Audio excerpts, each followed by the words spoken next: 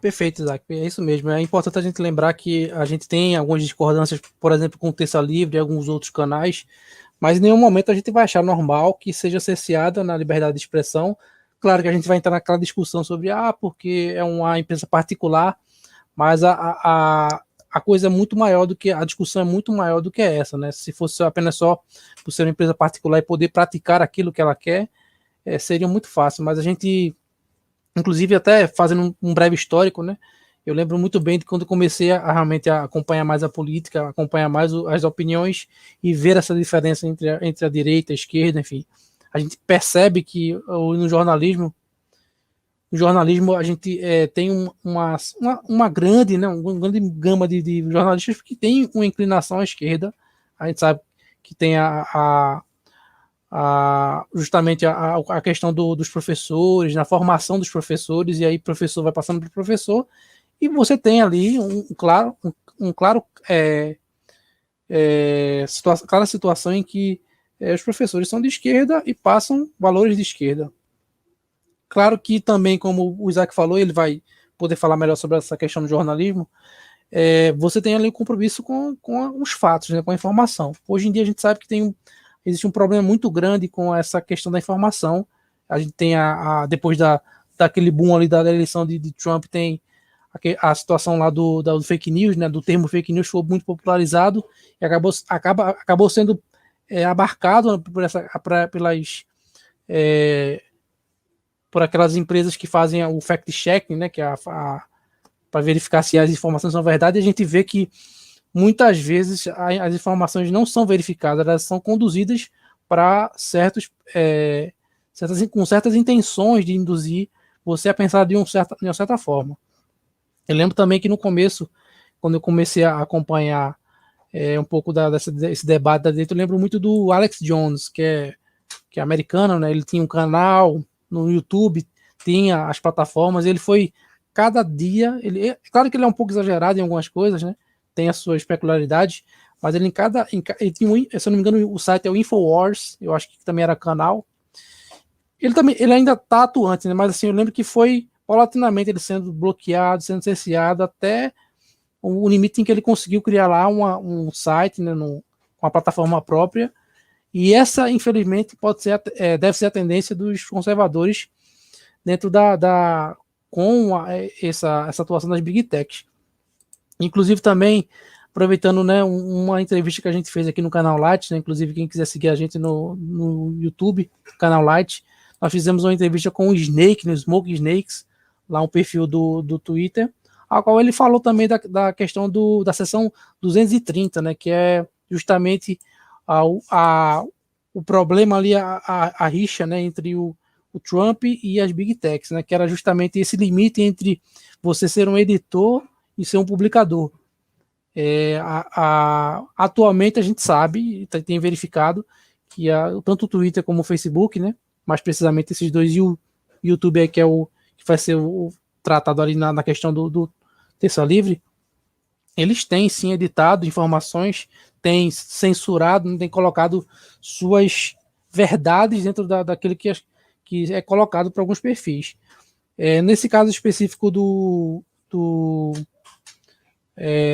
Trump, a gente viu, né, que depois da primeira eleição dele, né, no caso da única por enquanto, né, já que ele foi vencido, aí a gente não vai entrar no mérito de como isso aconteceu, existem várias discussões acerca disso.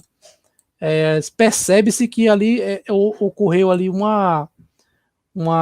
cerceamento do próprio Trump, né? Ou seja, ele mesmo foi bloqueado várias vezes, tudo que ele falava em relação à eleição, a eleição que ele perdeu, né, para o Biden, e tudo que ele falava, que ele expressava, era colocado em dúvida, em xeque, às vezes era proibido até mesmo dele compartilhar essas informações, as opiniões dele, na verdade, né? E combinou de a gente ver ele ser bloqueado por pelas várias big techs, várias redes, até ser totalmente calado. E esse é o problema, né? Até que ponto a gente vai ver isso acontecer, né? E não vai se mexer para criar algo nosso, né? A gente tem alguns projetos, claro. Não vou falar aqui de projetos faraônicos como certos YouTubers aí que tentaram fazer dinheiro, farmar dinheiro com com a ajuda alheia, né? E aí, na verdade, que eles disseram que iam criar, né, as suas próprias redes, mas aí não saiu do papel e foi só trabalhar com o dinheiro dos outros. Isso aí é completamente desonesto. Mas só para então introduzir esse primeiro ponto aí, esse primeiro papo, a gente começou a ver, né? A gente teve o ápice, na verdade, dessa perseguição, justamente quando o Trump foi bloqueado de todas as redes. E aí eu jogo primeiro para o Isaac, né? Qual que é o compromisso aí? Qual que é qual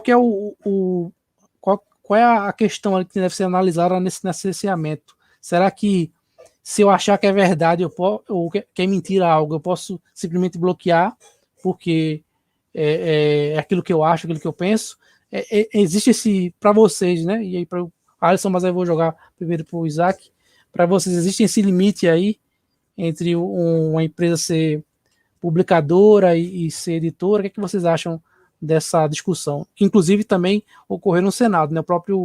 O Jack, né, que é o Jack Dorsey do Twitter, e o carinha lá do alienígena lá do Zuckerberg também foi questionado por diversas vezes sobre o comportamento da plataforma. E aí depois eu vou introduzir um pouco sobre a questão do Veritas, né, do projeto Veritas, que é um projeto bem interessante que tem a ver com jornalismo investigativo. Mas aí, Isaac, o que você acha em relação a essa questão das Big Techs, né, serem publicadoras e editoras? Pois bem, Felipe, existe a gente tem que analisar essa coisa de forma muito criteriosa, e quando a gente fala de liberdade, a gente também tem que entender um certo contexto, tá? Isso daí é uma coisa muito delicada que eu vou falar, porque ela parte de certas nuances que, se as pessoas não perceberem realmente o X da questão, elas podem ser desviadas para um lado ou para o outro. Quando você vê a questão, por exemplo, das Big Techs, e você percebeu que o jornalismo ele acabou sendo inserido nesse cenário das Big Techs, essa situação ela passa por uma questão muito delicada, que é a seguinte: todo jornalismo, o jornalismo antigamente, você tinha os grandes veículos de imprensa, e isso daí não era problema nenhum, porque todo mundo via a questão do jornalismo, né, como a referência do jornalismo são aqueles veículos de imprensa. Tinha aqueles veículos pequenos, mas era aqueles veículos de bairro. Com a chegada das redes sociais, aí o que acontece? As pessoas, qualquer uma pessoa pode colocar. E, e com isso, se qualquer uma pessoa pode colocar, esse jornalismo que está aí, ele pode ser colocado de qualquer forma, né? Pode ser colocado da maneira que quiser. E qual é o grande problema nessa questão? Aí eu vou colocar dois pontos interessantes aí. O primeiro ponto: as Big Techs, elas acabam prejudicando, porque é o seguinte: como um dono da empresa que não é um jornalista e não está preocupado, vamos dizer assim, não que os jornalistas das grandes empresas estejam preocupados, eu estou dizendo assim, como essência, como o Facebook, o Twitter e outras redes sociais, né, o Instagram, tal, elas não são uma empresa jornalística. Então, logo, se ela não é uma empresa jornalística, ela não vai conseguir, ela não vai, assim, fazer muita questão de que ela faça um jornalismo realmente completo. Ela vai querer fazer a política da sua empresa. E uma política da empresa, ela pode ser qualquer política. Afinal, a empresa, ela não tem uma obrigação de fazer aquilo que ela não foi criada. E quando ela não faz isso, aí temos um problema. Por quê? Porque hoje não existe jornalismo sem as redes sociais. Porque hoje é uma grande ferramenta de comunicação as redes sociais. E aí, o que acontece? A gente vê que o Senado americano, né, até aquele Ted Cruz, outros membros do Senado americano que são republicanos questionaram muito o Zuckerberg, como você falou bem, a respeito dessa questão do Facebook, ele tem um posicionamento e não deixando que certas vertentes políticas elas tenham a sua opinião, né? E aí, o que vai acontecer, né? O Zuckerberg muito ensaboado, saindo, tal, mas aí é esse ponto. Essas empresas, as Big Techs, elas não foram criadas como jornalismo. Então, elas meio que manipulam a informação às políticas da empresa, que elas não têm nada contra. Não existe nada de errado eles ter a política da empresa, mas o problema é o seguinte, eles chegaram num certo ponto e que não pode mais voltar, que o jornalismo agora, o jornalismo faz parte também desse cenário da internet. Então, com isso, gente, a gente tem que fazer o seguinte, certo? É necessário, olha só, tomem cuidado do que eu estou falando. É necessário você ter uma espécie de regulação. Não quer dizer que é prender as pessoas. Pelo amor de Deus, quando a gente fala isso aí, parece que o pessoal da direita já fica tudo tremido. Não é isso, tá? Tomem cuidado com falsas impressões. Eu vou colocar uma coisa muito importante. É preciso ter uma regulação para garantir que jornalistas, pessoas que exerçam jornalismo, certo? Elas tenham um certo caráter de expor o que é a verdade, expor os fatos, mas também eles não terem uma certa liberdade que as redes sociais fazem. Porque se você coloca o jornalismo com certos critérios de ética, inclusive, porque você vai pegar... Existem coisas de ética jornalística. E a ética jornalística fazem certas coisas. Você tem que ter verdade, você tem que chegar aos fatos. Tem a questão até algumas práticas do lead e outras coisas assim. Então, todas essas questões de ética e questões de técnicas, elas devem ser respeitadas. E as pessoas elas não podem fazer um jornalismo ao seu bel prazer. O que acontece? É o seguinte, isso daí é importante analisar, tá? Quando você estruturar o jornalismo para que as éticas jornalísticas, as funções jornalísticas, elas passem a fazer parte do cenário das Big Techs, do cenário das redes sociais, eu acredito que faremos um jornalismo mais justo. Mas aí tem um grande problema. Um grande problema. Quando o Lula, em 2010, colocou aquela lei que qualquer um pode fazer jornalismo, mesmo não sendo formado, isso também bate na direita.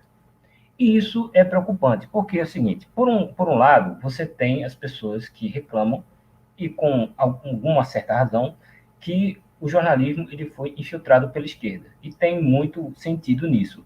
Mas não é completamente isso, porque eu estive numa faculdade de jornalismo e nem todo mundo é esquerdista xiita, como o pessoal diz. Tá? E o negócio é o seguinte, se você não transformar, certo? Umas coisas com as categorias entendam, não é sindicalizar, é você fazer um trabalho organizado. Porque, de certa forma, o que o jornalismo virou uma grande bagunça. E com as Big Techs e com as redes sociais, é aí que vira uma grande bagunça. É preciso regular para os dois lados para garantir a liberdade do jornalista de fazer a sua função. Por quê? Na rede social, uma pessoa pode falar o que quiser. Ela tem o direito de falar o que quiser. Mas o jornalista não. Porque o jornalismo ele tem que estar de acordo com a verdade, com os fatos verdadeiros. Então, quando você não separa esses pontos, aí vira uma grande bagunça do jornalismo. E é aí que aí chega as questões da Big Tech, que faz acordo com certos veículos de imprensa que tem mais um viés à esquerda, né? E aí, quando essas Big Techs elas se juntam com ela, elas regulam como o jornalismo deve ser. E o jornalismo tem que ser plural.